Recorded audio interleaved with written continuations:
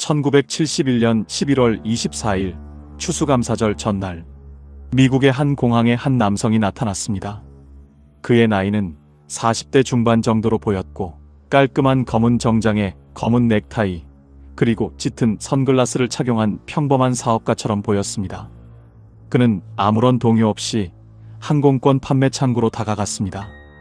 그리고 시애틀행 보잉 727기 노스웨스트 오리엔트 항공 305편의 편도 항공권 한 장을 현금으로 구매합니다. 그가 말한 이름은 댄 쿠퍼. 당시는 9.11 테러 이전이었습니다. 비행기 탑승 시 신분증 검사나 수화물 검색이 지금처럼 엄격하지 않았던 시절이었죠. 아무도 그의 가방에 무엇이 들었는지, 그의 진짜 이름이 무엇인지 의심하지 않았습니다.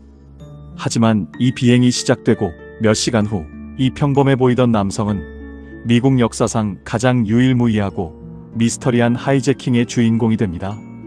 오후 2시 50분 비행기가 이륙한 후 얼마 지나지 않아 쿠퍼는 조용히 승무원 플로렌스 샤프너를 불렀습니다.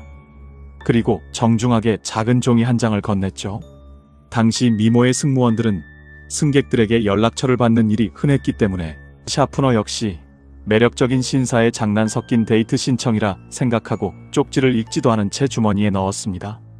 그러자 쿠퍼는 그녀를 향해 몸을 기울이고 낮고 아주 차분한 목소리로 말했습니다. 인형 같은 아가씨, 그 쪽지를 읽는 게 좋을 겁니다. 난 폭탄을 가지고 있으니까요. 승무원의 얼굴은 순간 얼어붙었습니다. 그녀가 자리에 앉자 쿠퍼는 서류 가방을 아주 살짝 열어 보여주었습니다. 그 안에는 빨간색 원통형 물체 8개와 복잡하게 얽힌 붉은 전선들, 그리고 커다란 배터리가 들어 있었습니다. 그것이 진짜 폭탄인지 아니면 정교하게 만들어진 가짜인지 확인할 방법은 없었습니다. 하지만 극도로 차분한 쿠퍼의 태도에 승무원은 그것이 진짜라고 믿을 수밖에 없었습니다. 쿠퍼는 지극히 침착한 목소리로 자신의 요구사항을 하나씩 전달했습니다. 첫째, 미화 20만 달러.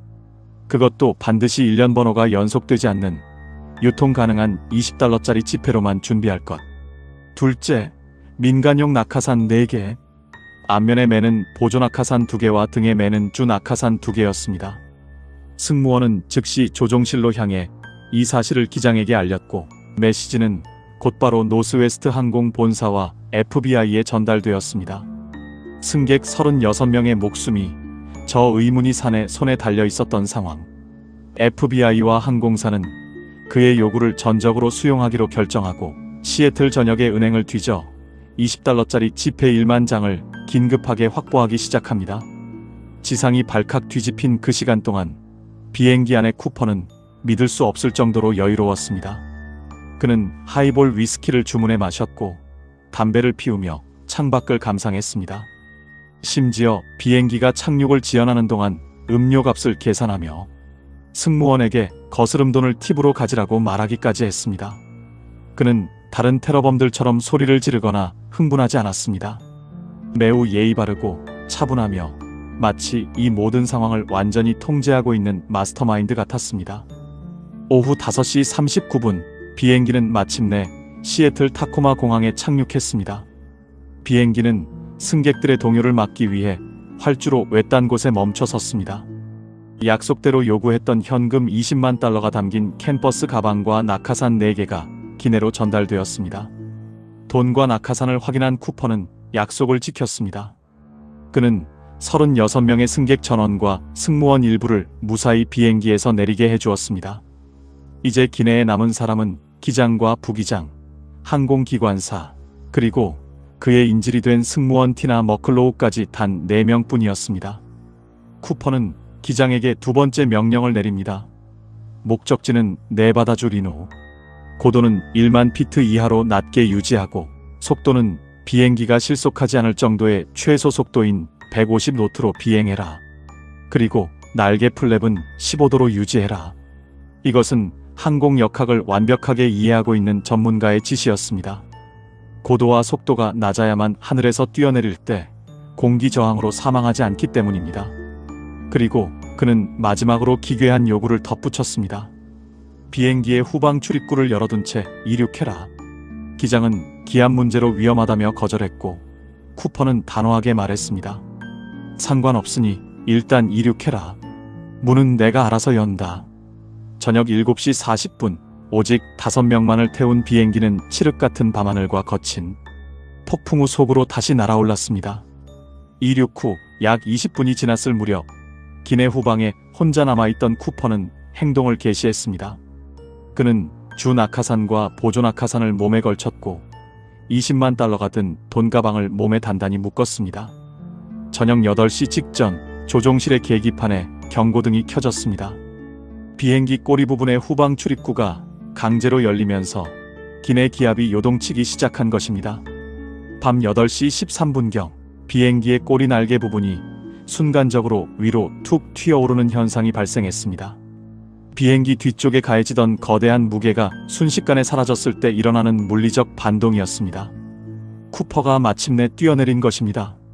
당시 외부 온도는 영하 30도, 시속 300km에 달하는 칼바람과 폭우가 쏟아지는 지옥 같은 밤하늘이었습니다. 그가 뛰어내린 지역은 워싱턴주 남부의 거칠고 험준한 에리얼 산악지대의 울창한 원시림 상공이었습니다. 비행기 뒤를 바짝 추적하던 미 공군 전투기 조종사들도 기내의 승무원들도 그가 뛰어내리는 순간을 전혀 보지 못했습니다. 그는 어둠 속으로 완전히 증발해버렸습니다. 다음 날 아침 미국 역사상 가장 광범위하고 철저한 대규모 수색작전인 일명 노르잭 프로젝트가 시작되었습니다.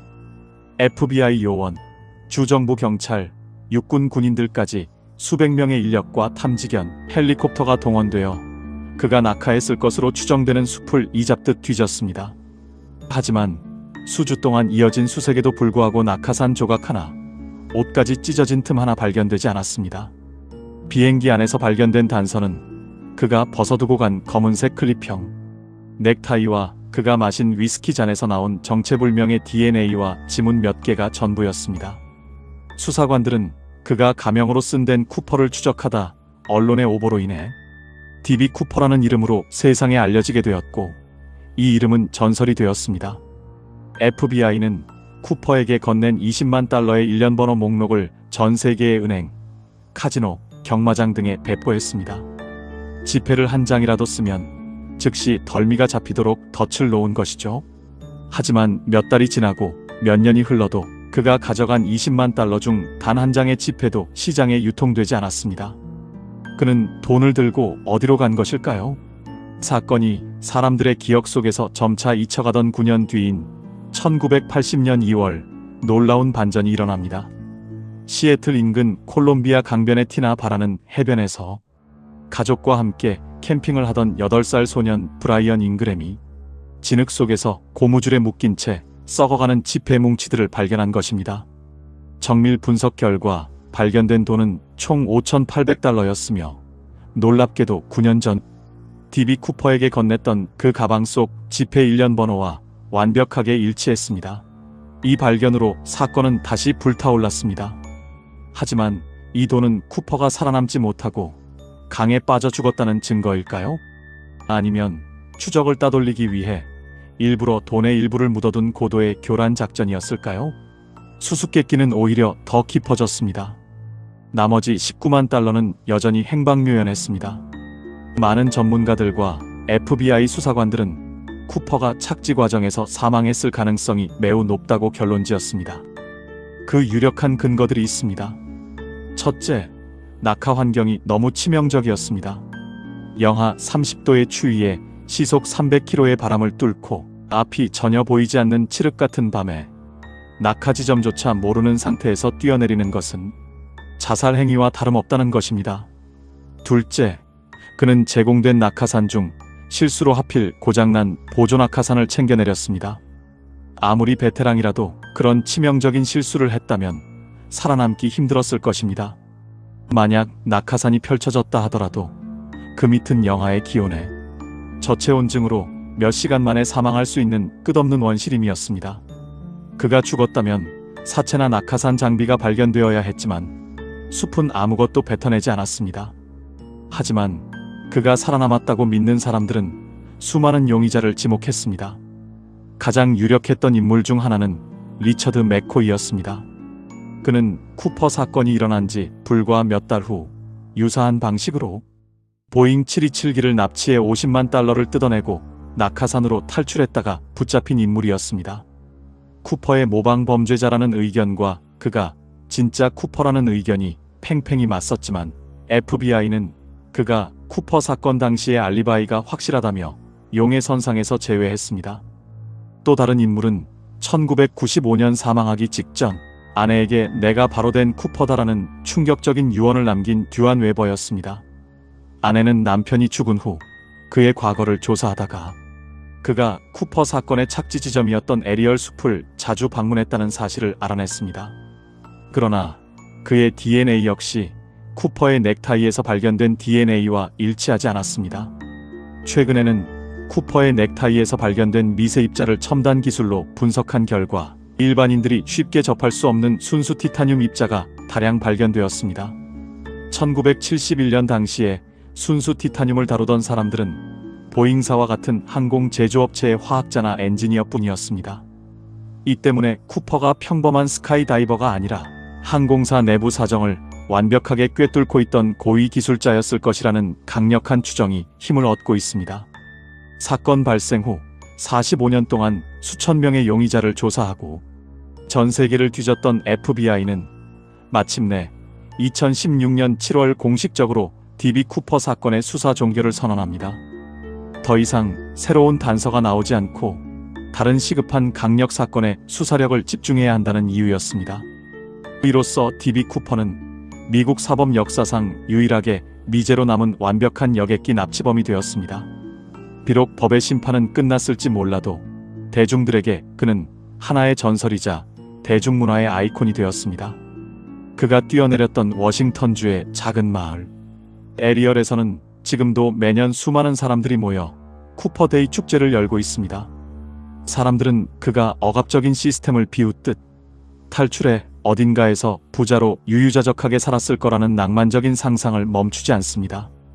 과연 그는 그 지옥 같은 밤하늘에서 살아남아 법망을 비웃으며 완벽한 완전범죄의 결실을 누렸을까요? 아니면 차가운 워싱턴주의 깊은 숲속 이름 모를 나무 아래에 돈가방을 품은 채 백골로 변해 누워 있을까요? 50년이 지난 지금까지도 하늘에 새겨진 가장 거대한 수수께끼 DB 쿠퍼의 이야기는 여기까지입니다. 오늘 미스터리가 흥미로우셨다면 구독과 좋아요 그리고 알림 설정까지 부탁드립니다. 여러분의 생각은 어떠신가요? 그는 살아남았을까요? 댓글로 의견을 남겨주세요. 감사합니다.